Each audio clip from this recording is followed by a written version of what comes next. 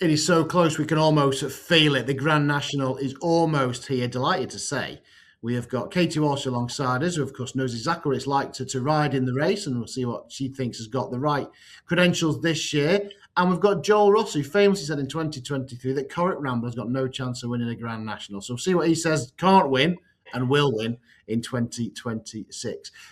First of all, obviously, we'll talk to Katie. Obviously, I know you guys did a show when I was having a mini break last week. Is there anything happened in the last week? Have you changed your mind on what you fancy, or is there anything that's really standing out to you? Obviously, we're waiting for jockey news when the final decks are through, but is there something that really catches your eye for this year's renewal? Well, my tune has definitely changed because I fancy Spillane Tower, who now clearly isn't running in the National. So he runs in the Betway Bowl, doesn't he, on Thursday now? So, yeah, I mean, I've had another look at it. I still stand by what I say. I still think you need, sounds silly, a very, very, very good horse, but I think you nearly need like a grade 1 horse with the way the race has changed. And I'm starting to fancy I Am Maximus. Quite obvious. His favourite. He's been there. He's done that. He's worn the t-shirt.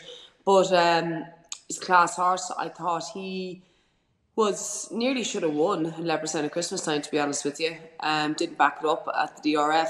But he's a class horse. And for me, I think if he puts up any kind of a performance at all, he'll be the one that they'll all have to beat. And especially if P. Townend ends up next to his name in the race card, Punters will certainly latch onto him. There's every chance he's going to go off favourite to try and bounce back and do like a red rum, win it, get beat, come back and win again. Yeah, and also I'd be maybe I'm wrong, but I'd be amazed that Paul wouldn't ride him. It's very hard to get off a previous English national winner with good form coming into this race. Do you know? So I mean, Grange Clare West was obviously made a bad mistake at the last year and everything like that, but I don't know, like I think Paul Townend would be absolutely sick if I Am Maximus won and he wasn't on his back. There is that. I mean, if he was to choose Grange Clare West, what would Mark Walsh be thinking? Is he going to stick with Jaguar? Would he switch to I Am Maximus? Oh, I'd say, well, for me, if I was Mark Walsh and it turned out that Paul Townend was to pick Grange Clare West, I would definitely be riding I Am Maximus. There's no doubt about it. I would have thought that was just an absolute no-brainer, but maybe I'm wrong. What do you guys think? Well, I generally think now, if you want to back I Am Maximus, I think it's 99% that Paul will ride that horse. You've got to back that horse now, because as soon as you see Paul Townend next to it, that's it. It's like the AP and Ruby factor, isn't it? You know, as soon as you see that. So I really like Grange Clare West. I still think that horse would have won, if not been slightly second last year from that horrendous mistake at the last. But yeah, if you want I Am Maximus, you go and back that horse now before Paul Townend's jocked up. That's what I think, because otherwise it will go a favourite. I do believe that I Am Maximus and Grange Clare West are streets ahead ability wise of Jaguar and Iroko. Like I don't even think you could put them all in the same sentence, to be honest. Yeah, I totally agree, Katie. But also, just looking at it, every time I've looked at any stats, everybody's saying this 10-year-old doesn't win. A 10-year-old doesn't win the National anymore. So I've been through, and most of mine are 10-year-old. So I might look stupid on the day, but it's a different race now, as everybody says. And you've got to be a class horse, you know, lumping around loads of weight. I mean, that's how I see it. Well, it is. Many clouds kind of bucked that trend when carrying a big weight. But since the modifications, we've had Tiger Roll 11 stone 5, Noble Yates 10-10 as a 7-year-old, 11-6 I Am Maximus, Nick Rocket 11-8. So, you know, it's only a small sample, but class will out. It seems the Grand National is now a race where class will come and the cream will rise to the top. Yeah, like I just think as soon as you, like if you even go back and you look at the Irish National yesterday, 5 out, there was, I think maybe 16 horses pulled up or something. Yeah. I watched the replay last night and I was like, where did they all go? What happened? But I think when you up the ante and they go again, like the winner yesterday, there was no beating the winner yesterday. Yeah. Yeah, I think, Absolutely. Was it 16 lengths? Was it Kiss Will who fell at the last as well? That was the only conceivable danger, I thought. Then he came down and it was unbelievable. And I think you did the interview yesterday on RTE just saying 11 months ago, this was in a bumper. 6-year-old in the bumper going on to win the Irish National as easy as you like. And at no point in that race did that horse look like it was not going to win. beating King Rasco Grey in that bumper. Yeah. And I mean, we'll go back to that. We'll come back to the Grand National in a minute. You've mentioned the Irish Grand National. Let's just talk about that. I mean, I say 16 lengths. Is that kind of a performance of? Are we talking a Gold Cup horse here? Because he is absolutely annihilated. I don't think, looking at better days ahead, I don't think it was as good a race as last year. Oh no, it wasn't. It wasn't. But he's won Definitely, by that was 16 general, lengths pulling a car. that was general consensus across the board that like it wasn't the strongest of Irish nationals that we have seen, and I think everyone will agree with that. And it wasn't, but still, the style and the fashion that the winner did it in was. Though I don't think there was no beating him yesterday. I think he was different charts, different gravy, just stormed up the straight, 16 lengths. Paul Townend falls at third last. I'd say he was going to be a nice second, but I just thought the winner was totally off the charts. But sorry, I'm just going back to the point of like 5 out. Like there was 18 horses pulled up between the 5th last and the 3rd last to the 2nd last. Like that just goes to show you when you get into that stage of the race, there's a caliber of horse that can get so far and they just can't get any further because they're just not good enough. So, and I think the English National has gone like that because they go faster, it's further. Like you see it year after year, they swing off that bend. There could be maybe 8 of them. By the time they get down to the last, there's 3, maybe. It's a great point because I think on decent ground as well, crossing that Mellon Road for the final time with 2 to jump, we're still, 5 furlongs out. There's always a host, and usually they're going well. As soon as they turn in and face that second last, they quickly become thinning out. And as they get to the last and then the elbow, it is the ones with the classes, you say, the ones that can quicken again after the 4 miles with the final quarter mile. That is where the class really comes to the fore in a modern day Grand National. Now, I suppose the only thing is there something in the English National on Saturday that is another Irish National winner like yesterday, Soldier Milan? Like, is there something in there that has the same kind of credentials as him? I don't think there is. Well, if there was one, I mean, I'm nailing my close to the mask because this is what I've backed, but I have backed Gorgeous Tom. I thought he was a big prize. I thought he had a heck of a chance. On his novice form, his grade 1 novice form, we're still trying to work out how he didn't pick up that Drimore, aren't we, Joel? And he flew home at Fairy House. 4th in the Hennessy when completely fluffing the start. I thought he's an unexposed 8-year-old. He might be one to certainly serve it up off 10 stone 9. I'm not saying he's Maximus, but he's one at a bigger price. I mean, like you say, is there anything else? Final orders, cross country? When he's not good enough. He's not good enough. Sorry, not. Like, final orders wouldn't have won a Triumph Hurdle. You're going back to the cross country form because you're thinking of Tiger Roll. But Tiger Roll bolted up in a Triumph Hurdle. Final orders wouldn't have won a Triumph Hurdle. Oscar's brother? I quite liked Oscar's brother. I think the price is a little bit too short now, and I'm not sure the horse is the most amazing jumper. And, we always talk about the ones that I don't think will win without going for the 300 to 1 shots. I cannot understand Jaguar this year. Next year, maybe. I think Jaguar's got a touch of the Archibalds about him. All talent, no heart. When you look at Archibald and, Paul Carberry, one of the best jocks of all time, made him look a clown. It doesn't want to go past. Don't think it's a great jumper. I think the horse is well handicapped. I think it's a year too early. I think next year I'll be taking a serious look, but 12 to 1 or whatever, 10 to 1, Jaguar, I couldn't have that horse in my mind. Yeah. Well, I'd be the same as you now, to be honest. I'd like a bit of Oscar's brother. And the one thing about the National as well, as I was saying to Joe last week, it always tends to throw up a story. There always seems to be a really good kind of a fairy tale story, whatever it may be. And that would be a big fairy tale for Conor King and his brother to have it, I was going through, there's loads of stories of, Panic Attack, no mare for 75 years, of course. Dan Skelton, potentially a first Grand National. Haiti Claw looking for a 3rd National, won an Irish, won a Welsh. Now could win a big one. There's always a story. You're right, always a story to be had. Right, I want 2 things from you. I want a strong fancy and one at a price to hit the frame. Starting with you, Katie. For the National. Well, strong fancy, I can't go away from my Maximus. It's quite obvious. He's favourite. He's won the national before. I can't get away from him with the weight, considering, Nick Rocket carried 11, 8 or 9 last year, and I think Ian Maximus will put Nick Rocket into his back pocket, to be honest with you. I think one of the price, sure, I'm waffling on there for a long time about kind of grade 1 form, so I probably would go for a bit of Henry de Bromhead, a gorgeous Tom, like you, Matt, at 33-1. Consistent and has that behind him as well. So I think at one of the price, I would go gorgeous Tom. Yeah, I think he'll outrun his price. Joel, a fancy and something at a price, please. I really like Grange Clare West over in Ireland when Paul Townend gave him an absolute peach. And I think you'll get a bigger price if Paul's not going to ride that horse. And one at a bigger price, I've got a couple of massive prices, but I'm going to go for about 25-1 shot. I'm going to go for Stellar Story with Gordon Elliott.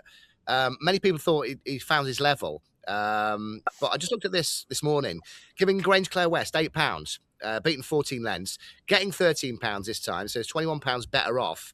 And at the Savills, raced on the wrong side. It was 33-1. So I don't know if that was by design in a Harry Skelton type way before Cheltenham, or it was gluey, it was sticky, it was everybody else was that side, he was that side. And to me, it looks a bit of a plot job. And Stellar Story, I think that's probably overpriced. 9-year-old as well, so it takes away from the 10-year-old stat that everybody's talking about. So I go Stellar Story and Grange Clare West. Interesting. Gordon Elliott, Gigginstown. Where have we seen he was on the radio this morning as well. I think he runs 6 and he's 2 jockeys light.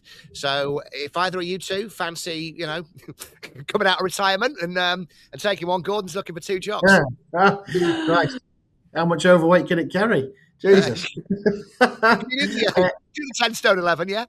So you think the only issue here is the weight? You think you'd give him a good enough ride? You think Look, just close your eyes. Just close your eyes and hold on. That's all you've got to do.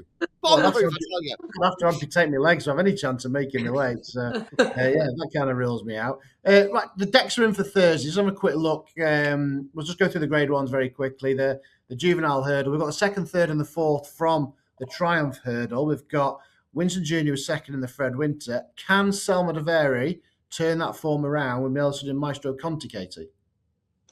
I think you probably can, to be honest with you. I think the Triumph is going to be one of those races for the next couple of years that you stick a pin in it. It's going to be like a national, isn't it? You can't seem to make head or tail of the form as well. But yeah, I do. I think Willie's horses are in good form, in a good weekend. To be fair, anything that was, I do think that Willie always seems to have a good entry as well. He seems to have a good every time of the year, but definitely thinks this year started off a bit slowly or slower than other times. Cheltenham was excellent. The weekend was excellent as well. Like Kiswell was going to win. Emma Jermine won. Another couple of winners on the Saturday. He'd won in Cork, I know, for Harry. So I just think that I think he'll be able to turn it back, and obviously Paul on board again. I think Aintree is very, very different to Cheltenham. You're talking 2 completely different style of tracks as well. But yeah, for me, I find it hard to get away from Paul and Willie. What about you, Joel? I completely agree. I thought it was just so unlucky in the Triumph hurdle, and if I was Paul Townend, not as chilled as he was, I'd love to see what went on in the weighing room afterwards, because Harry Skelton took him out totally. Had to switch, only beaten 3 lengths, and Paul wasn't knocking the horse around at the end there. There's another day. There's no point ruining the chance for Aintree by coming 3rd when fourth will do. So I really like Selma de Vere, and to get one over Skelton, reverse that form. What about you, Matt? I just think Manella. I think the Weatherby form. The Weatherby is very similar to Aintree, left-handed, fast galloping track. I thought Manella studied. I'd have a chance of maybe overturning Maestro Conti. Whether can hold Selma de Vere with the weight allowance, I'm not so sure. But I'd love to see Manella study go very well. And I say it brings in Winston Jr. the Fred Winter form as well. Just see how that form line through that as well. Manifesto. This is intriguing, isn't it? I do think. Sorry, Dad. I don't mean I am butting in, but I do think that if Saratoga ran the Triumph, Saratoga would have won the Triumph. So that would bring Winston Jr. into the mix. I think Interesting. Saratoga bolted up in the Fred Winter. Yeah. And I do think that if Saratoga ran the Triumph Hurdle, he'd have won the Triumph Hurdle. So that probably backs up your former Winston Jr. Maybe that's just me. Maybe there's other people that don't agree with that. But looking I back, think it's a brilliant way of opening the festival. I think it's a cracking race. I really do. Touch on the manifesto. This is intriguing for me. Lua Lambert stepping up in trip. Cocktail Divine. If you stop the Brown Advisory going to the last, he's got every chance. Did he see it out? Did he stay up the hill? Maybe not. He drops back in trip. I don't think this is a penalty kick for Lou Lambert, Joel. I don't know. I just think the horse doesn't like Cheltenham. Ran there twice. Has been beaten both times. All right, there was the Pony Ross 100-1 shot that nobody heard of beforehand, and John Joe was going to go to Sedgefield or somewhere, or wasn't he, Plumpton or something, until he got the call. So that was probably unlucky. And been beaten by Quebec de Boer, who should have won, and the horse that me and Katie fall out over, Cargesi. bolted up. Yeah, bolted up. I thought Lulamba was a penalty kick here. I really did. Best horse in the race for me, just wins. Do you agree, Katie? Or can this one come back? Yeah, I'd have to agree with Joel, to be honest with you. I mean, whatever about Henry's horse dropping back in trip, I still don't know if it's going to be good enough. And I think that Nicky Henderson's horse has this one in the bag. Okay, let's talk about the bowl then. Django Bay odds on, second in the Gold Cup. But if you fancy Spillane's Tower for the National, she's on the Spillane's Tower train. Take it away. I am. I love Spillane's Tower. And I do think, actually, the ground will be slower in Aintree this year than last year. I think Sue Clegg is back in Clerk of the Course. And that's different. So it's definitely going to be slower. And I think Spillane's Tower. Listen, I just love him. I think he's a lovely horse. He hasn't done a whole lot wrong, and I think he's going to put it up to Django Bay. Joel? 100%. I thought Django Bay, hard race in the Gold Cup, and we've seen over the years what it takes out of horses, and it was given a tough time. And there's not that massive turnaround, fairly young horse. Spillane's Tower, fresh as a daisy, hasn't run since January, and the price crash has already happened. And I'm bang up for it. And again, that would be a story 2 days before the Grand National with Jimmy Mangan. Love to see him win with Spillane's Tower. Okay. Just quick to touch on the Fox Hunters with you, Katie. Any word? I mean, obviously, Barton's on the line. Is the Cheltenham Emmett Mullins on the line? Eric Emmett, 100%. Like, I just think Emmett's horses are an absolute fire. Double yesterday, bolted up in the National. You can be sure all these horses are probably working together. This horse is a high-class horse. Derek knows him like the back of his hand. And, I'd be very hard to go beyond him now. And a big, long run in from the last as well. I think it's going to suit him. Can I just say about the festival? I thought Henry Crowe was probably the rider of the festival on that Barton Snow. Your bookie came on ITV a few minutes before, didn't he? And said, your man said that this horse will not be beaten. Derek O'Connor is one of the best amateurs you've ever seen in your life, and was beaten at half a length, and he was giving it, kicking, hitting, doing a whole lot. And I thought Henry Crowe, who I know very little of, I thought he was absolutely fantastic. But it's on the line. I think it's third favourite, but I think, it's a long pond job. Okay, and the Aintree Hurdle, the 2, 3, 4, 5 from the Champion Hurdle, all lock on. Is the extra half mile, though, guaranteed to suit the New Line better than the others, Joel? I don't like the New Line at all, and I'm glad the New Line's in this race because brighter days ahead. 6 lengths behind Lossiemouth, New Lion half a length behind that. I think brighter days ahead is such a better horse than New Lion. And there's not a lot in the prices, 2 to 1, 15 to 8. I think brighter days ahead with a New Line in there is absolutely gold. Okay, is the Champion Hurdle form coming to the fore, Katie, or has El Fabiolo found his niche back over hurdles? No, I don't think he has, to be honest with you. I think he's going to have to look elsewhere. I think brighter days ahead for me. I don't know how, and everyone that you spoke to was absolutely bulling for the New Line in Cheltenham, and I just couldn't see it. And I can't see it here now either, to be honest with you. So I'm going to go with brighter days ahead, Gordon Elliott. Okay, and the one race I want to touch on Friday is the Mellon John Bon. We know he doesn't really act at Cheltenham, but Aintree is his playground. He absolutely loves it here. He could be the winning most horse. He's looking for 3 Mellon chases on the spin. sometimes you get horses. Is it a case of, I don't need to back him, it's sentiment, Katie? Is it a case of John Bon, the crowd will will him home at Aintree? Oh, sure, of course. Sure, why would you not want to see John Bunn win? You know what I mean? And he operates around here. He loves this place. This is his playground. He's been so good around here year after year. And I think it's just, it was like Energy Germain yesterday in winning for Paul yesterday. Like that was such a good winner as well, because everyone has an appreciation for a horse like that, a top class horse that's so consistent, that just loves the game, and he comes out at 12 years of age and absolutely bolts up yesterday. And it's just, even Paul got a better kick out of that than what he did out of any other winner he rode. You know what I mean? There's an appreciation for these older horses. Everyone gets behind them.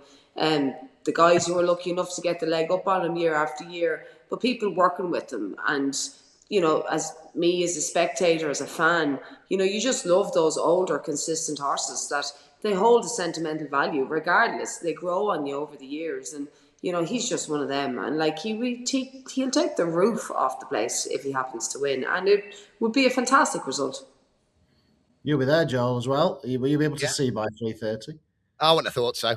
One eye over here, one over there, Fantastic. It's a bit like Deep Impact in Japan when he was at 1-20, and Punters framed that tote receipt, haven't they, over the years? He haven't claimed it. But I was there for Honeysuckle, and I backed Honeysuckle in the mares. Sentiment's great, but I want the money. I think John Bon will win. But I was really interested in trying to look at some each-way value, not just a place. Gidley Park from the front. Look, Clarence House pulled up, but has been second to Django Bay. And looking at the top of the market, it's all quite compressed, isn't it? And I was just looking for a place. I think John Bon will win, but I thought Gidley Park in the place market to have a little bit of fun. But let's bring the roof down. Brilliant. Right, it's a fantastic 3-day festival. As I say, obviously, it is the Grand National, is the big one, the world's greatest race, 178th running this time, but it really does deserve to be talked about as a cracking festival in its own right. There's some brilliant racing. Thursday is just sensational. Cannot wait for it. Just finally, before we do say a cheerio, Katie, just recap your Grand National picks, please, as we sit here right now. My Grand National picks are Maximus, for who I think that Paul Tannen will ride, but maybe I'm wrong. And I'm going to go for Gorgeous Tom for Henry de Bromhead, and I'm going to go for Connor King's horse as well, which is called Oscar's brother. Oscar's brother. Joel? All my notes have gone flying, so off the top of my head, stellar story. Probably not good enough to win it, but we'll get a place. And Grange Clare West, still convinced that horse would have won last year. And two independent interviews I heard this week from both Patrick and Danny Mullins. Both put up Champ Kylie as I think it's 80-1 shot. Has had an in and out, well, not an in and out season, not a great season, but the back class is there. Novice, is it grade 1 novice, grade 1 over chases, over jumps? Yeah. Most fears, and there's back class there, and both independently on two different interviews have put this horse up of being overpriced, and when asked which one you would like to ride. So, Danny doesn't mince his words for a start. I do like him. He's a bit of a renegade, and Patrick plays the game, and Danny doesn't mind saying what he thinks. So, both of them there. So, two people that I absolutely love and appreciate, great riders, know the time of day. So, Champ Kylie, 80-1 if you get enhanced places. Yeah, okay. I could have loads, but Gorgeous Tom is my main pick. Looking forward to seeing how he gets on in the Grand National. Right, thanks to Katie. Thanks to Joel as well. Don't forget, we've got a special Punters Guide coming your way on Friday. We'll hear from Katie about what it's like to ride around the Grand National Fence, and from Josh Guerra as well. Obviously, be saddling both Iroko and Jaguar, and John Journell Jr. I'll have his touch on both Iroko and Johnny Who. Don't miss that one. Obviously, Joel will go through the entire field as well, what he thinks will win and may not win. Cast your mind back to 2023. He said Correct Rambler has no chance. Right, thanks to Katie, thanks to Joel. This is the road to Aintree. We cannot wait for the Grand National Festival to get underway on Thursday afternoon.